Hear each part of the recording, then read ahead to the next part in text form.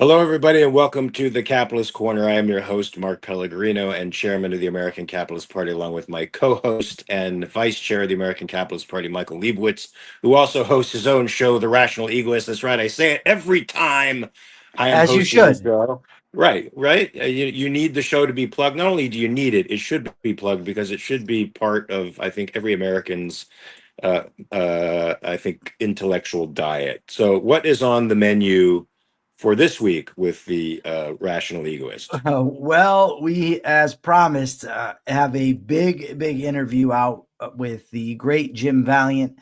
Jim Valliant has broken his silence about the situation concerning Dr. Peikoff. We talked for over an hour. So anybody that still has questions about the situation, or even if you think that you knew it all, I promise that you did not. You ought to be listening to that interview. It will give you a different perspective that you have not had before now. And this is just not objectivist insider baseball or the drama within the objectivist movement. Can you hear that noise? That is not me. I don't have gas. It's not my breakfast. That is somebody working in the neighboring room. It just sounds like a vacuum, Mark. I don't know what you're doing here. Someone is vacuuming, and it's clear to all of us what's occurring. Oh, okay, great. So I didn't have to make the excuse. It's not No, the it dog just in the room, made it's things not weird working. for everybody now. That's actually a quote from the Supernatural show, Oh, but that's okay. outside of context. So this isn't just insider baseball. This is something everybody would be interested in. Yeah. I don't know about everybody. The point was that Jim has taken a lot of hits from people that, quite frankly, don't know what they're talking about. I have not opined on the situation because, quite frankly, I'm not there and I don't know. And to be honest, I really find that the type of stuff that you're talking about, insider baseball, woefully uninteresting. Like people will frequently criticize Ayn Rand. And I don't defend her, and someone will say to me, "Well, why don't you defend her?" Because I don't really care. Like it's of no interest to me. If Ayn Rand, for instance, turned out she was a serial killer, I still wouldn't care because I can read her arguments and I see that they're true, and I really don't care what she did. She wasn't a serial killer, of course, but there's enough mixed statements There are about her that rumors. I don't want to start yeah, rumors, but but I'm not going to spend my life digging down every rabbit hole to face every argument. But Jim stepped in to help his friend, mentor, and hero, Leonard Peikoff, through a bad time. And Jim has taken hits and he hasn't opened up. He hasn't given his side of the story. So he asked me if I would let him. And of course, you can come on my show and give your side of the story, Jim. And in fact, I'm very glad he did because much of his side of the story I've known because Jim is my friend. And to see him get attacked and not defend himself is it's a real injustice. So he put it all out there. He gave his side, and people can listen and they can either believe him or not. But I do. I believe him. I have no reason to doubt him. It doesn't mean I'm going to start opining on the situation because I don't have access firsthand. But I know Jim Valliant. I trust Jim Valliant. But it's a great discussion. Regardless, it is a good discussion. But I don't know how much it's going to interest people that aren't interested in objectivism. well, copy that. If anybody notices a difference in my background, it's because I'm in Morristown, Tennessee. I'm about an hour and a half away from going into the Volunteer Valley Convention, Comic-Con, where I will be meeting fans of the great show Supernatural. I am doing this from my phone, so hopefully the quality is not too different from doing it at my home base in Los Angeles, California, otherwise known as the third rung of hell. We've yet to see what rung of hell Morristown, Tennessee occupies. It is certainly humid out there and a little bit unpleasant to walk outside. So I'm thinking it occupies some place on the rung of hell. I'm just not sure which yet. So today's Q&A day, right? But you gave me 15 billion articles to read through. And hey, you know what I wanted to deal with first, if you don't mind, if there's not a question. I wanted to deal with that amazing pundit from Iran who I think lives in England. Seven Huh? articles. 7. Yeah, but I wanted to deal with the No, you said 15 billion articles. I just want people to understand the hyperbole that is one Mark R. Pellegrino. because I Seven sent him articles, 7 articles. Yeah, 7. seven that felt like 15 billion. That's what I Okay. just said. So when I give a number like that, I'm rendering an emotional sense, not a factual sense. It's an emotional sense. But one of the first things you gave me was a tweet, a long tweet from from a pundit who's becoming fairly renowned for speaking out for the Iranian community in diaspora and speaking out for those people who want freedom in Iran. And she's been a great advocate for Israel. If you can remind me of her name, please, because I don't have it directly. Elica Laban. Laban. I love her. She's L amazing. And, small e. Her last name is L small e space BON. And Elica, just like it sounds, ELICA. and if you are not following her on X, you should immediately. You should listen to every video she puts out there. You should watch. You should watch her content when she's interviewed properly. She wrote a very long post talking about a debate she had with, of course, Dave Smith on Piers Morgan, and why she will never, ever, ever do that again. And she made some extremely coherent points that I identified with, not only because I had experiences with Dave Smith, but because she, like Jeffrey Tucker before, who wrote a great editorial on why debates don't usually work, why they don't convince anybody. I mean, we can make a case for maybe the Soho Forum, we can make a case for Oxford style debates, but for the debates as they are normally formulated in the blood sport style with the Pierce Morgan's types, nobody is getting convinced, nobody at all. And so she wants to be an advocate. She doesn't think the debates are a forum for people to actually understand and learn the other's point of view. It's to win and score points, which Dave does, which is all Dave does, is he tries to win and score points with his key audience. He really doesn't know what he's talking about. He's informed by a very small minority of historians, and of course cherry picks data to confirm his own biases.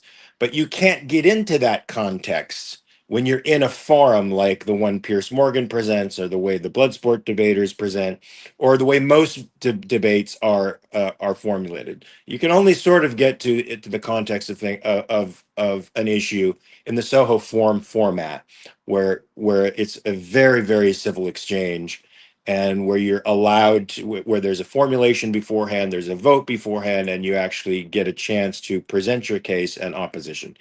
So most debates, I think, don't end well, and she's never going to do that again. And it was Dave Smith who turned her off to it. So I have to applaud her for her courage to go on Piers Morgan in the first place. It's like the person who stands up in the Kremlin on the soapbox and preaches against communism. It's, what you're doing is fruitless, but you hope on some level you're going to appeal to a rational element within somebody in the crowd, and that's what propels you to do that stupid thing, like go on Piers Morgan, where the guy is an irrationalist. Dave Smith is going to not care about facts. He's going to keep pushing his own agenda, and he's going to keep pushing his fan base, and that's what he really cares about. You just keep hoping that this one time context is going to make it through the argument, and it never does. Good work for her for making that. I posted it, I retweeted it. You did. I saw that. Yeah. Shout out to Alan Thomas, who says that only if she refuses Gustav Laban. If she did, Alan, would the crowd approve? I'm just curious. Inside joke. Well, maybe it's an outside joke for those who get it. The problem I had with this, and I listened to much of this debate, it's Piers Morgan. And I had the same issue when I watched Konstantin Kisin debate, Dave. In that, I thought Konstantin kicked his ass. And Piers was on the side, it seemed, of Konstantin in that.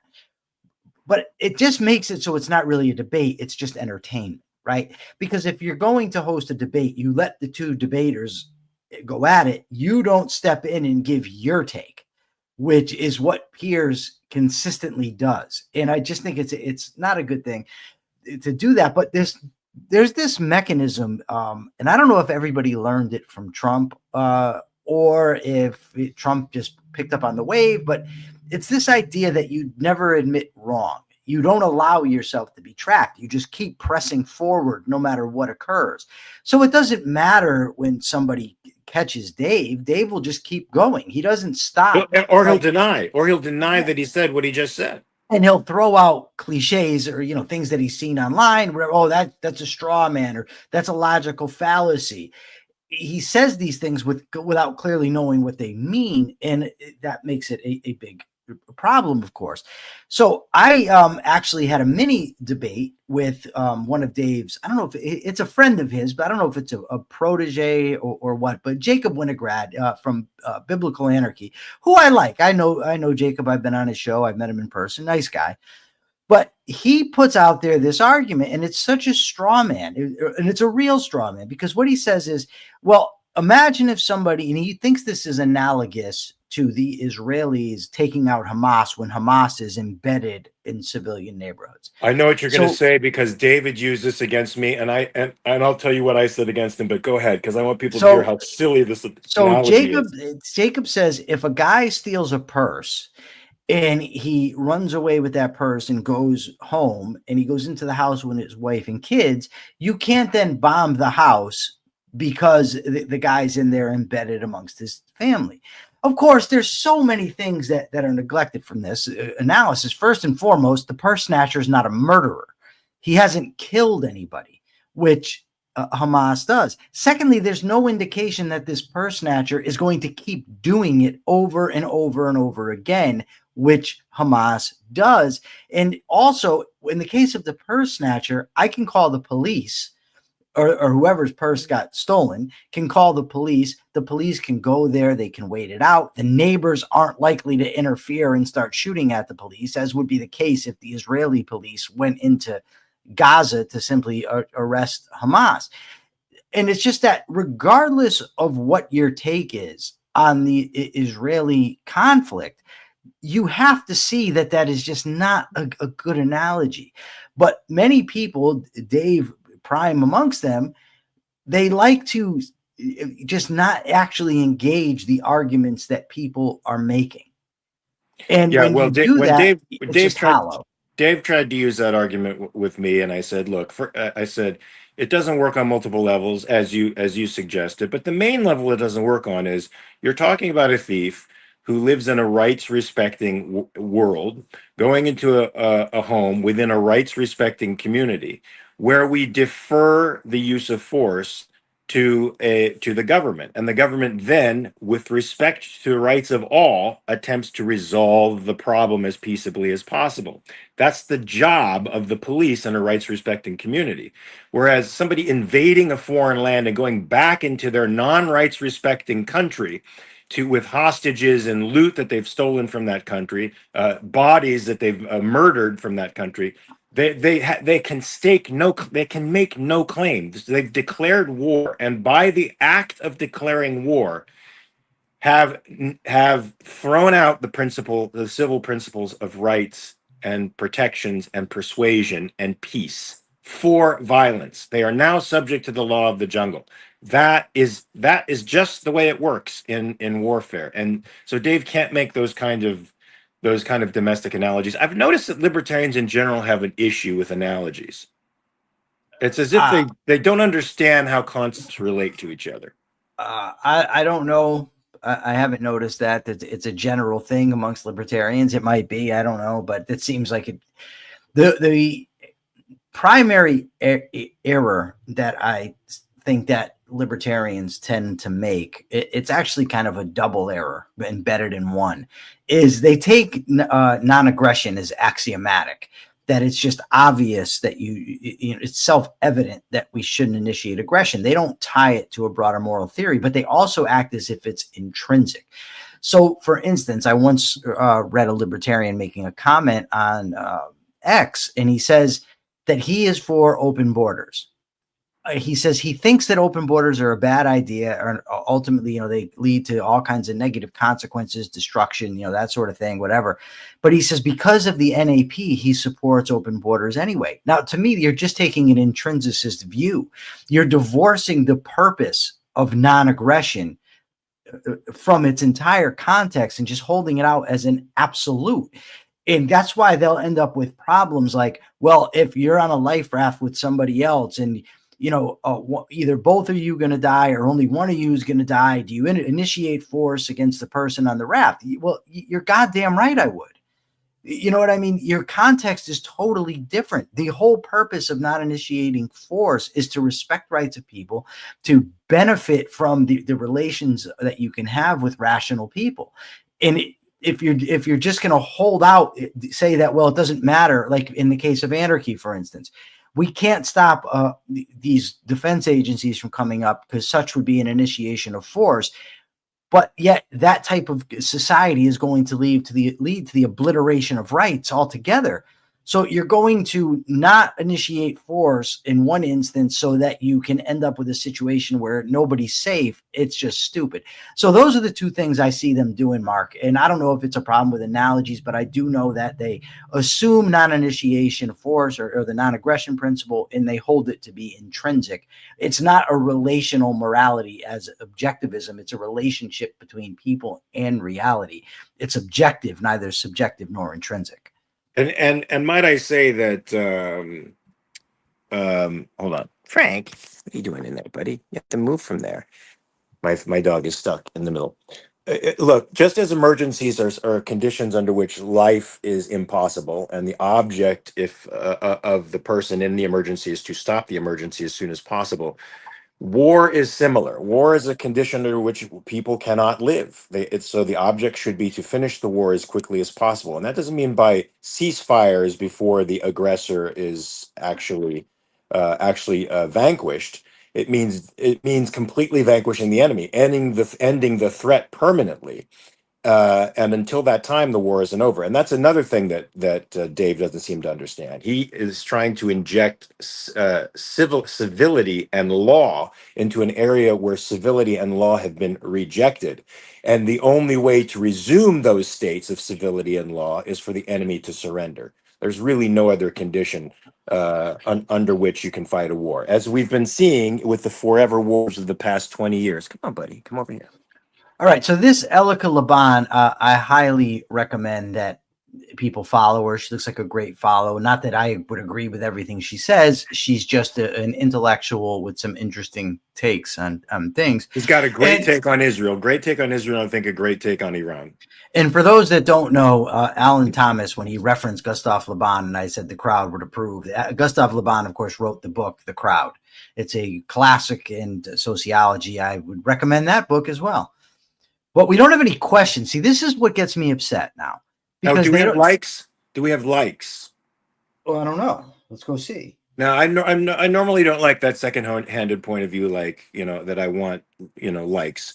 I try not to consume myself with that, but it does help the algorithm if you like and share and subscribe to this channel, and particularly if you share it on YouTube, folks. And by the way, no, you don't share it on YouTube, Mark. You share it from YouTube. You share it from YouTube. To X, to Facebook, to your other places. That'll teach you to leave the responsibility. We do have a deficit of likes to watchers. It's not large, but it's big enough. We're up to 402 subscribers, so I'm very pleased about that. Good. Also, Capitalism is slowly but surely making its influence into society, and soon will change the world. Yes, via Mark Pellegrino's haircut. Okay. Can we get some? Does anybody have any My hair questions? is not cut. I've just combed it, and it's wet. Well, I don't know what's happening here. Whether it should I wear a hat? Are you going to make me that self-conscious? Are you a ginger? I'm not a ginger. Your hair looks red right now. Well, it's probably because of the light behind me. Okay, let's take a vote. Who thinks that Mark Pellegrino is officially a ginger? That's the question for the audience.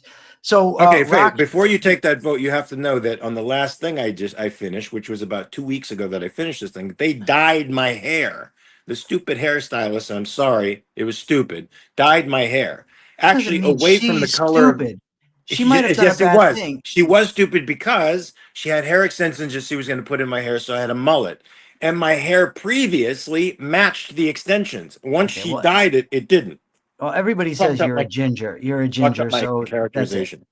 No. No, not everybody says that. Yeah, everybody that's commented says you're a ginger. I'm not a And ginger. beside that, instead of judging the person's one bad act, you slurred her, and called Because that one bad act Yeah. was committed against me, and it's the only way I know her. I only know Okay. her through that act. So Rock Chartrand says, would either of you agree that libertarians too often, I just got this stupid thing pops up on my screen trying to sell me stuff.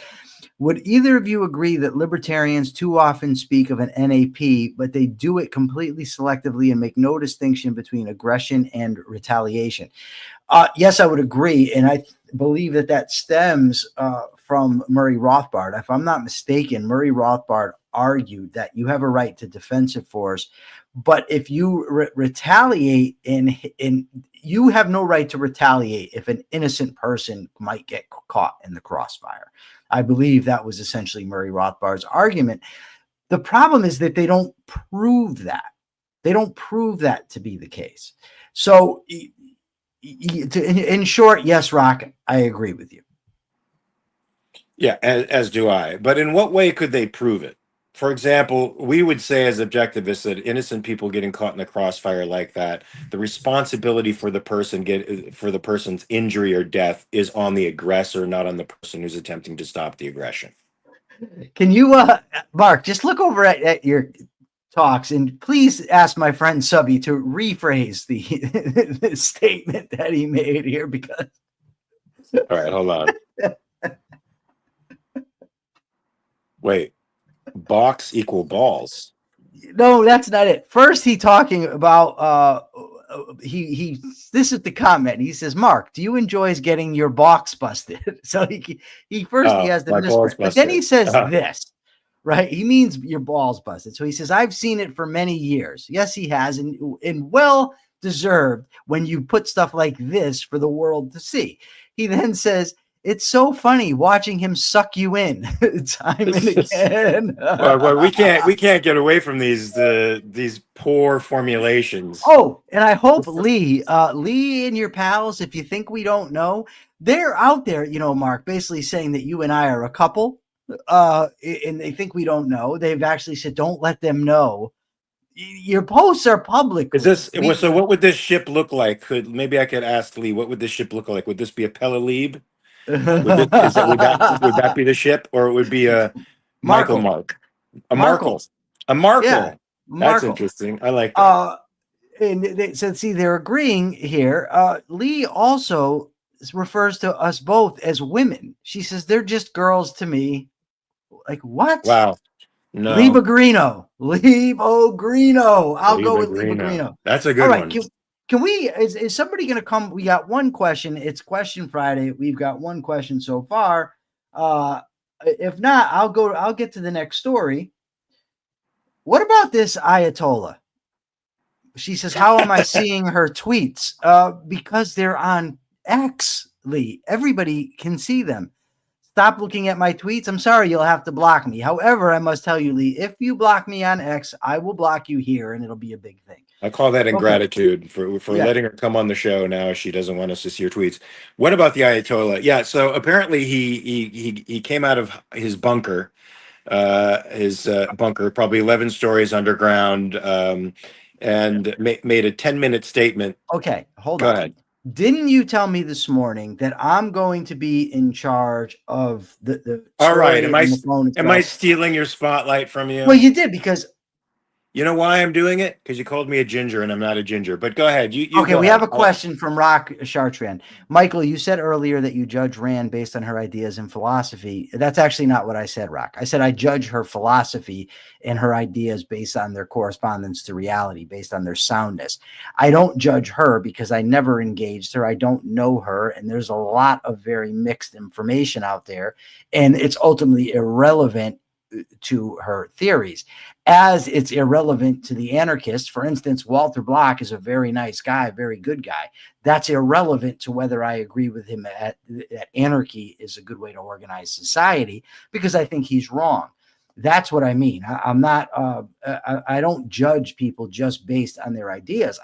Obviously ideas are part of who a person is, but you're talking about, in the case of anarchists, just their political ideas, but there's more to a person than just what they think about society.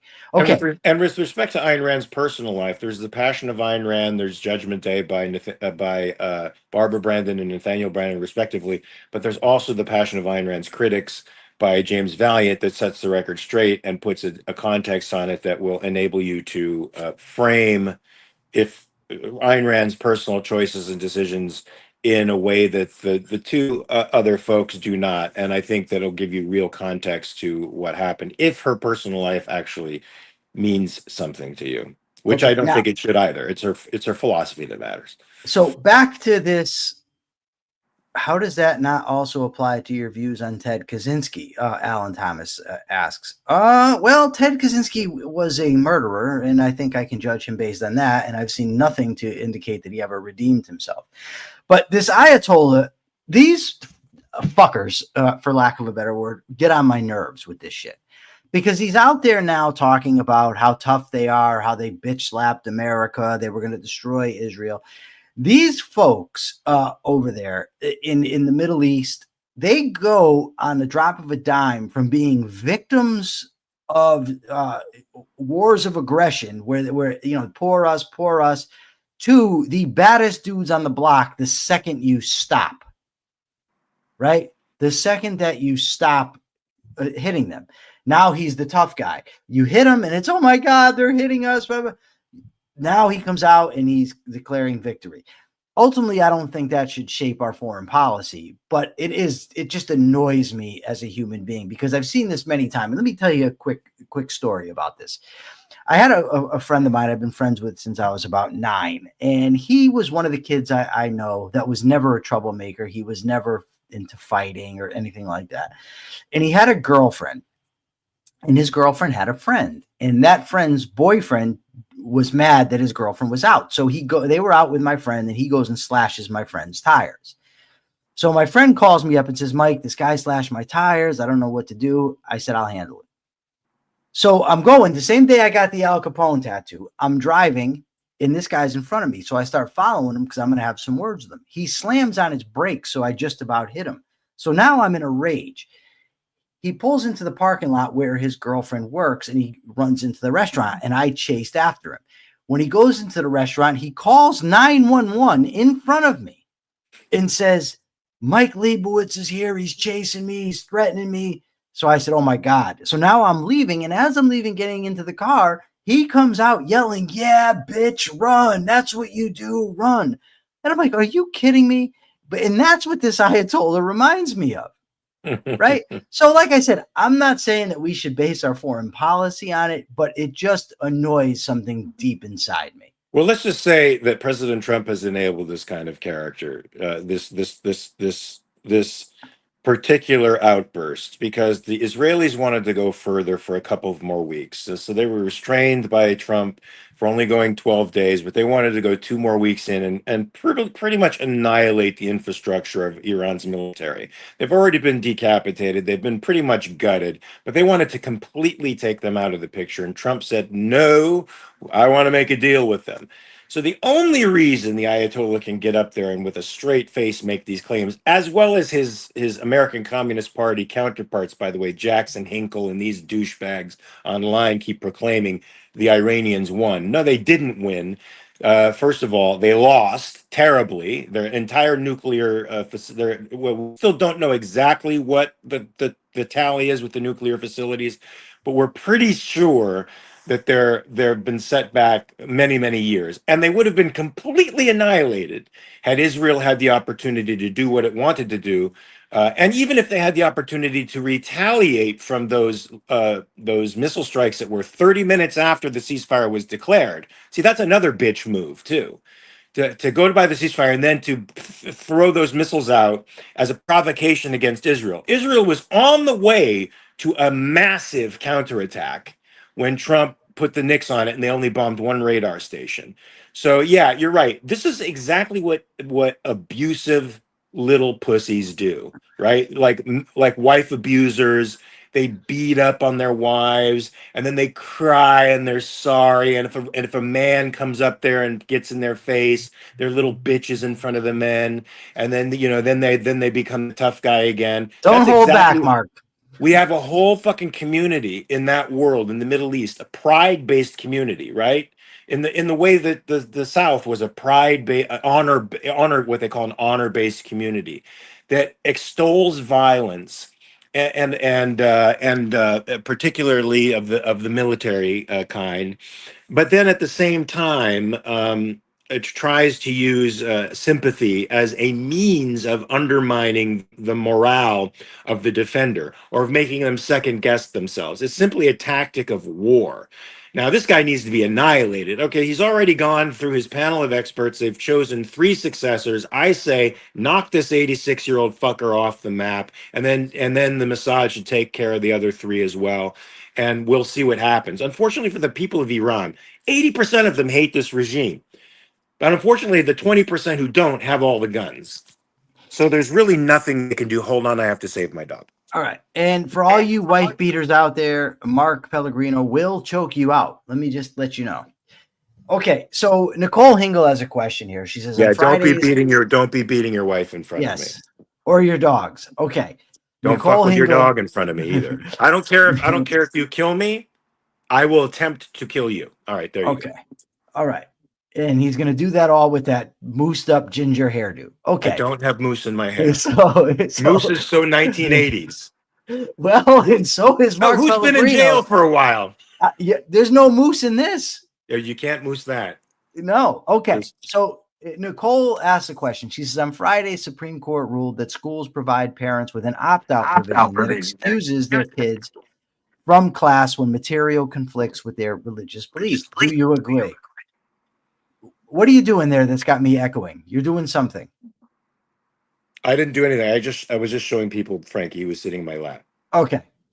So, Nicole, it's a complicated question. First of all, I haven't read the case, so I can't opine on the virtues of the case. But what I will say is this. I do not think that there should be any public school. And I think if there is going to be public school, parents should have the right to opt out. I do think that parents should be able to opt out if they disagree with the religious beliefs or if something conflicts with their religious beliefs. However, and I actually got into this. I interviewed a woman from Moms for Liberty, and they were big into this, opting out for, religious reasons.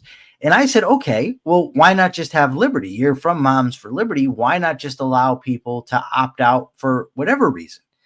And she quickly said, oh, no. People, you have to take this class and that class. And okay, so it's only some classes that you want the freedom to opt out of. That's not liberty. That's having the government enforce your role of indoctrination, how you think it should go. So I think that my personal belief is let parents teach their kids the way that they think is best, regardless of whether it affects religious beliefs or not. I would echo that exactly. The founders understood that in order to maintain a constitutionally restrained republic, you needed an educated populace. Some of them thought that public education was the way to achieve that. I think they were, of course, in error. There should not be public education. We've seen what happens with the public sphere in general, but with public education in specifically, it becomes about the latest education fad, or which group has the most power, leveraging power towards enforcing whatever it is they want to put in the curriculum. So it becomes a fight between interest groups, and that's not what education should be about. And certainly, because it's a one size fits all system, they put kids in there that were like you, Liebowitz, when you were young, going in there with young innocent kids who just wanted to learn. They put disruptive people who don't belong in those systems along with people who really want to learn. Did you just call me one of these disruptive kids? Yeah, you were a disruptive kid. I was, and they removed me.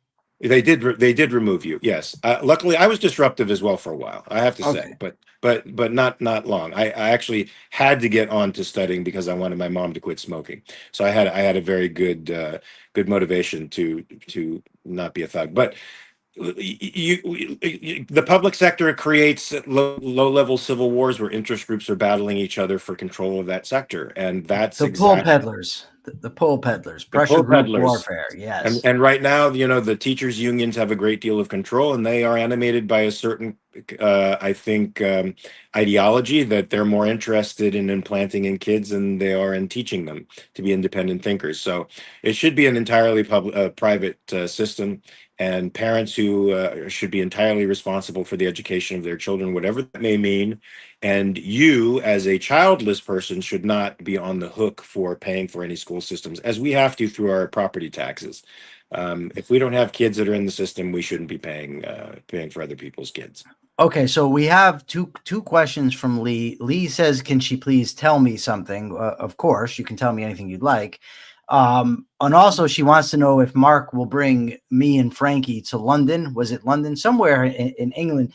Unfortunately, I'm a convicted felon multiple times over. I do not believe that England allows convicted felons to enter the country, so that would be a no on that. So, Well, I have to say that the UK's rules with respect to transporting animals over into the island are absurd and ridiculous. And Frankie will have to stay home for the 2 or 3 days that I'm gone, which of course will break my heart, especially if anything happens to him while I'm away. He will be with his mommy, which is a good thing, but nobody takes care of him like daddy. So I'll be worried about him, and if anything happens to him while I'm in the UK, I'm going to entirely blame the UK, not you personally, Lee, but no, we're gonna blame Lee. no, I can't bust her balls that way. I will blame all of your shit politicians who make laws that make it impossible to bring over a dog. And one day I'll tell you the horror story that I had trying to bring him over to Scotland just 3 years ago. So no, he will not be joining me. I will be alone and feeling it. Let's just put it that way. Okay, so this really upsets me. This story here is that they're now using the National Guard in DEA raids. The National Guard that was sent evidently to break up the Riots. riots. Yes, thank you, Mark, for rescuing me. First, I get this building The behind me. title I of don't know my what the hell it biography. is. Yeah, I don't know what the hell this building is behind me. I thought it was Carpenter's Hall. Now it turns out it's just some rando that I've got. And now I can't make it through the thing. It's an apartment complex in Van yeah, Nuys. yeah, yeah. But yeah, I mean, and this happens all the time. Remember when the Homeland Security was created, and next thing you know, they're fighting the war on drugs. This is now the National Guard over marijuana too. It's not even like it's hard drugs. What the hell are we doing? When are we going to stop this nonsense of just escalating the war on drugs over and over and over again? I mean, it's just like I don't even know how to characterize it anymore, Mark. It's difficult because we have a big job in front of us just to convince people that free choice across the board is a good thing, right?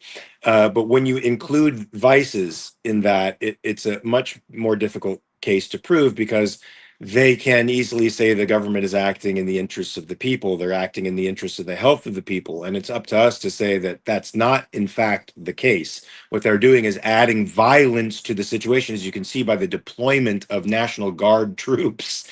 In this case, they're upping the ante of lethal violence against people who happen to have a substance that the government claims is illegal, but for which there is a copious market.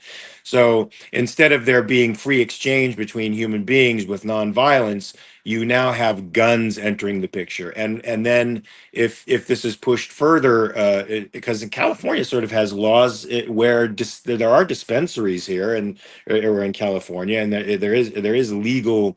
There is a legal means through which to dispense cannabis here, but it of course goes against federal law, and that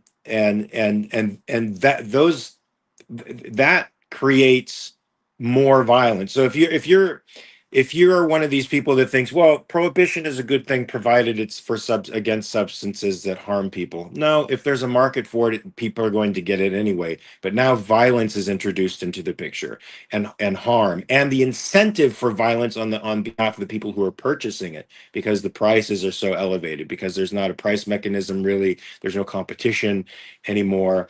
If you're worried about rampant addiction as a result of legalizing drugs, I don't think that would be a problem. It wasn't a problem when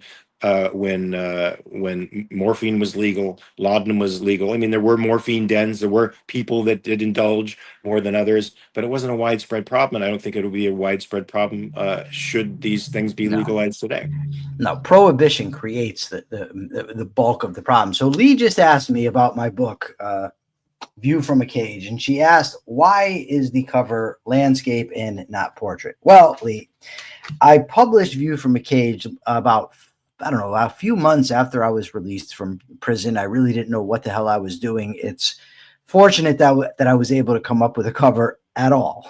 So that's why it was not, I didn't set out to do a landscape cover. It's just that's all I could figure out to do. When I tried to make it portrait, it wouldn't fit, and it was just a nightmare. But I did get it done, and I hoped you enjoyed the book. And for anybody else that wants to read it, you just have to go to Amazon or most places that sell books. Michael Liebowitz, View from a Cage, My Transformation from Convict to Crusader for Liberty. It's a really good book. Mark would know if he'd ever get around to reading it, but I don't know. So what do we got? It's in my queue. Yeah, it's in the queue. So let's. Somebody has a question. Wait, but I wanted to finish this because go ahead. It seems like the National Guard and militarization of the police has been a real thing over the last 30 years, and using the National Guard to fight quote unquote drug trafficking. It's not a very large step, folks, from that to just regular old citizens who disagree with the political establishment. Since the president is now using his expanded powers of the executive to start to throw the National Guard around wherever he thinks there's a problem. So look, we need to check executive power as ASAP, and we need to get us out of these silly drug wars, which just consume money and the rights of everyday citizens. Right now, the government can come into your house and seize everything that you have. For if you have an ounce of cocaine on you, they can seize everything, and they can do it in the middle of the night, break into your house with armed men, risking the lives of you and your family if you have a substance that they claim you should not have. That is a power that the government should not have. Years ago, I was watching this documentary about police, and there was this guy, and he was like, I don't know what they called it, but it was like tough guy policing, something along those lines. And he's telling these guys, when you're done with your shift at the end of the night, you go up to that bridge, or you go up to that mountain, and you look over that city, and you spread your cape, and you recognize you're the one protecting it, as if they're superheroes. And they were talking about how they're militarizing the police. It's a horrible, horrible idea. Ultimately, they can't keep you safe, and they end up just violating your rights. And, it used to be, Mark, that the argument was, that the Democrats or the liberals would protect your civil liberties and the Republicans would protect your economic liberties. But how about this Trump with the United States having the interest in the steel company, and Trump specifically getting to make decisions? Like, what the hell? Yeah, that's madness. So he has a controlling interest in U.S. Steel now, and he will get the say so as to whether or not the company wants to export and go overseas, what their trade policy should be. He has the final say. The president of the United States, whose job it is to protect rights, now has control over a private company. Now, this is something that when the government took over a portion of the American car industry, the Republicans were screaming about. Rightfully so, because it's not the government's place to save any industry. It's not the government's place to save banking. It's not the government's place to save cars or the U.S. steel industry. It's up for those industries have to compete against one another and against international interests, and the best one wins. And when the best one wins, you win, folks. They should not be under the thumb of some of government fiat, especially under the thumb of a guy as unpredictable and as clueless respecting how economics work as Donald Trump. So the fact that he has a controlling interest in this company is scary. It's what they call fascism, nominal private interest, but actual government control. This is usually achieved through the regulatory process, but now the president actually has a tangible say in what goes on. That's a very frightening development that everybody should be very, very concerned about. Hopefully, this will inspire lawsuits. I don't know if it will, but hopefully it does. You know, they mentioned this thing, and I want to find it because I think it's important, about the Republicans. If I can just look through here. Also in this article from Reason Magazine, it says, this is socialism of the particularly stupid variety, like something ripped from the pages of Atlas Shrugged. The New Republic, the left-wing magazine, is a fan of this, which, you know, is an indication of what it is. Okay, yeah, it says here, it talks about, remember when Obama had a partial takeover of General Motors? And the right went sick about this. They were very unhappy. You know, whatever. It's socialism, communist, Obama, he's a Marxist. But all of a sudden it becomes okay when their side does it. When are they going to realize, Mark, that it's just tribalism? You're not actually fighting for principles. You're fighting for a guy or for a side. It only can lead to disaster, right? These policies, why are they, for instance, all up in arms about this socialist possibly becoming mayor in New York, but they have no problem with the socialist who's in the White House? Right. That's because in their mind, their tribe is doing right. Their tribe is fighting the left, and that's the priority of the right now, is to fight the left. And any way they can defeat the left, they consider that the overall win. Right now, we're in a battle for the culture, and the culture in the minds of the people on the right is: are we going to make this a nationalist Christian state, or are we going to let it fall to the socialist communists? That's the dichotomy that we're in, and that's the dichotomy that the American Communist Party, by the way, paints the political picture in the American sphere in. Whereas we look at it as totally different. They're both collectivist tribes. Each of them are striving to gain the levers of power for their own constituency, right? We think the constituency is the American people, that they need to have their moral agency back, which they've been slowly robbed of over the past 75 years, and somewhat complicit in the robbery, we have to say. They've been giving away their rights in order to secure what they think is a more secure life. It's not. When your rights are given up, your liberties and moral agency are given over to a bureaucrat in Washington, you no longer have control over your life. They have the say over what you do, ultimately. And that's not the way you want to live.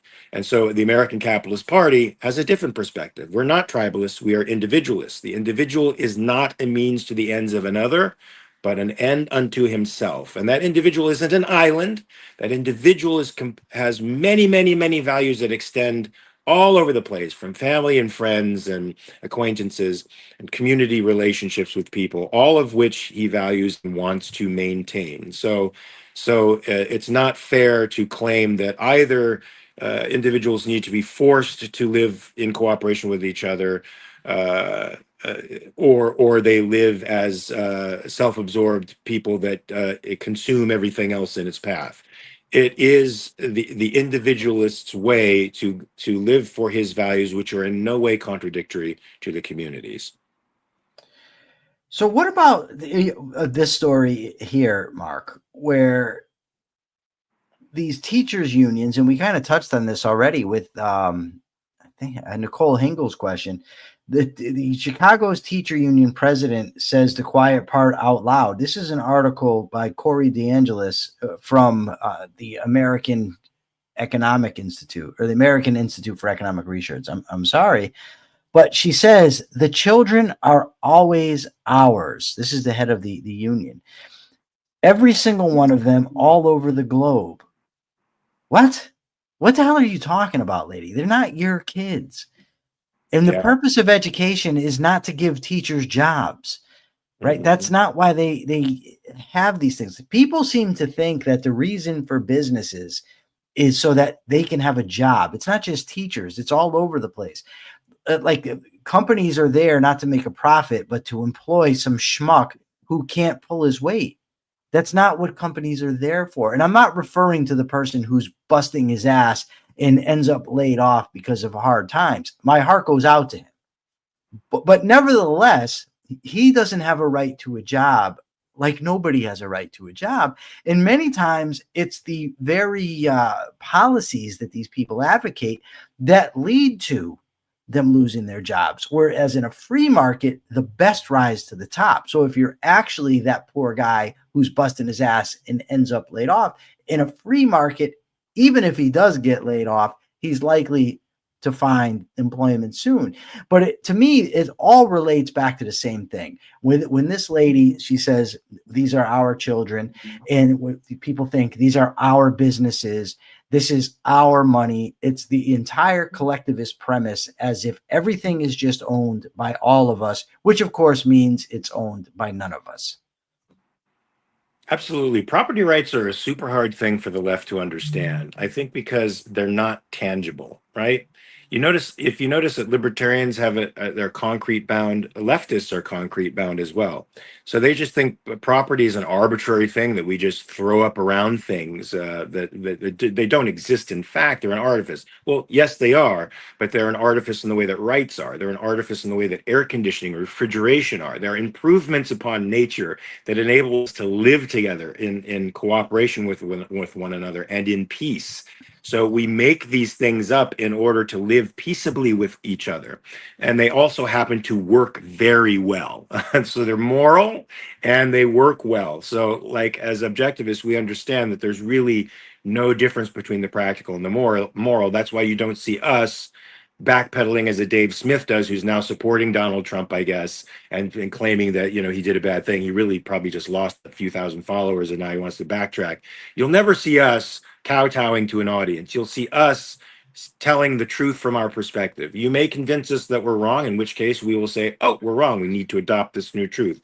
But we will always act according to our principles. And that's what distinguishes us, the American Capitalist Party, from the Libertarian Party, from the Republican Party, from the Democratic Party, and all the iterations that pretend to be political parties out there in the world.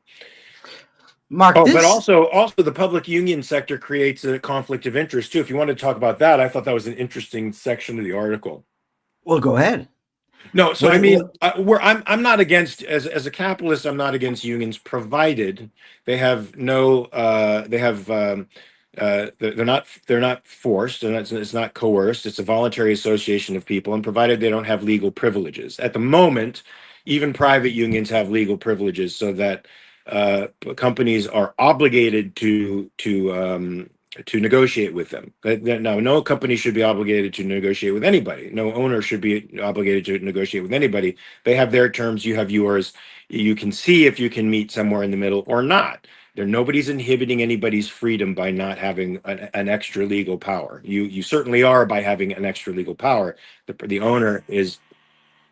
That wasn't me. The owner is being unequally represented in the law. But in the public sector, you have once a politically powerful union with undue political force, also leveraging the political sphere for the taxpayer dollars that it extorts from people.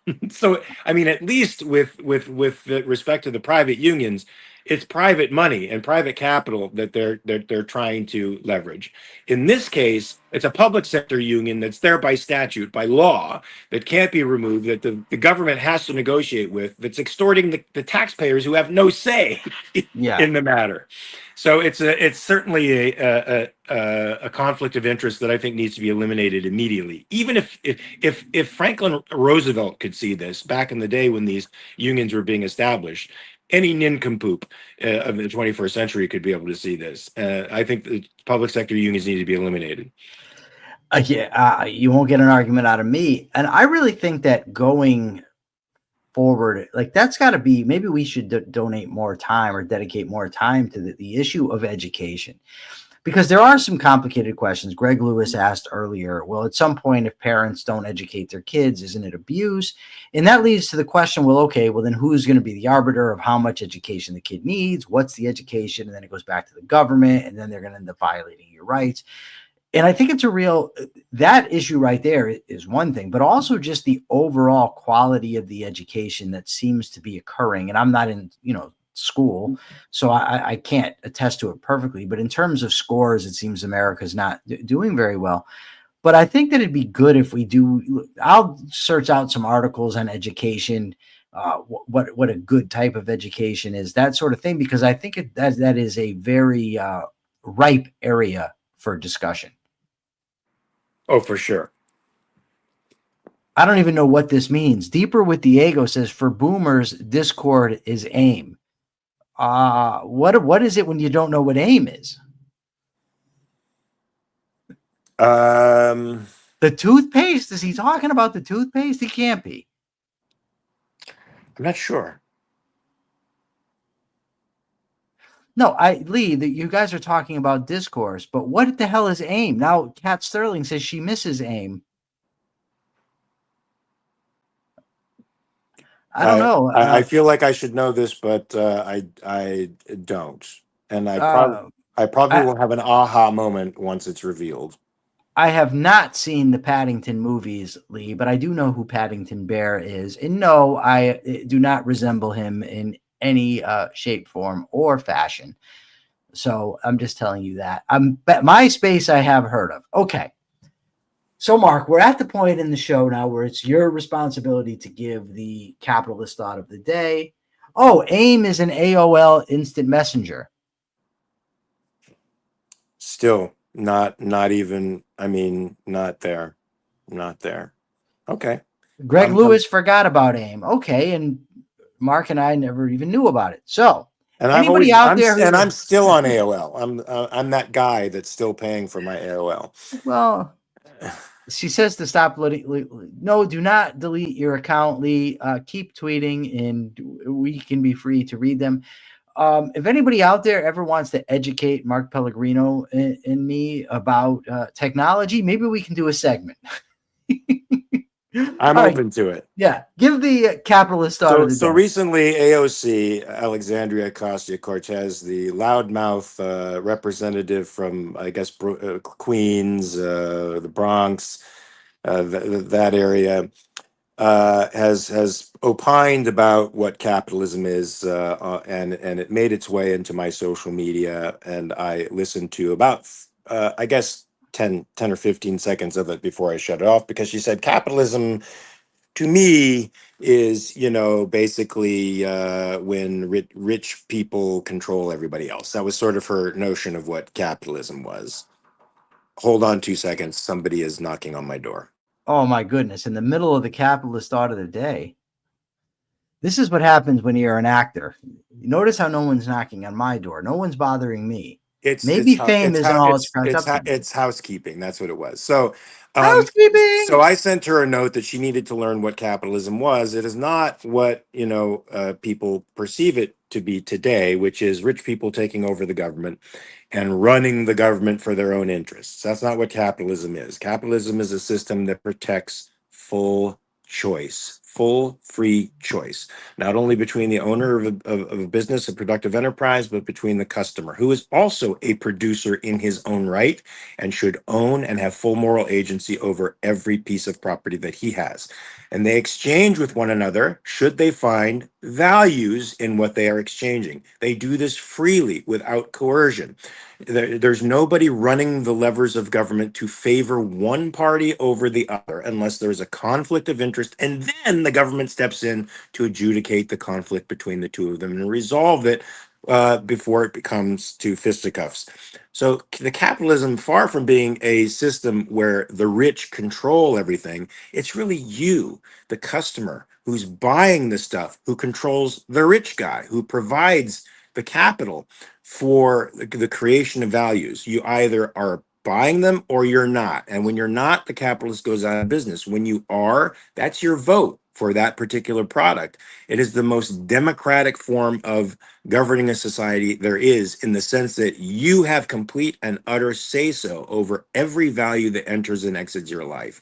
That's what capitalism actually is, a system of total free choice on every level of being, where you own your own choice. You have your own moral agency. Nobody else has moral agency over you. That's my capitalist thought for the day. And it was a great one. So thank you, everybody, for joining us. Remember to share the show from YouTube to all your favorite social media sites. Share it with your friends, your relatives, people you hate, whatever. Just share the show. Especially the people you hate. Yes. And also remember to go to AmericanCapitalistParty.org. Check out The Rational Egoist. And we will see you Monday. Although, Mark, are you going to be here Monday? We don't know. I'm going to be traveling Monday, so I won't be here Monday. You're going to, hopefully you'll have a cool guest, or you'll just do it yourself. You'll be extremely interesting. And I'll be there Tuesday on, baby. One thing, Lee says she's going to make us capitalist bracelets. So then we can be, I'm going to throw this in there, bracelet buddies. I'm looking forward to it myself. As am Thank I. you. Thank you, everybody. See you Monday. And Mark, what do you got to tell them to do? Oh, guys, remember, check your premises.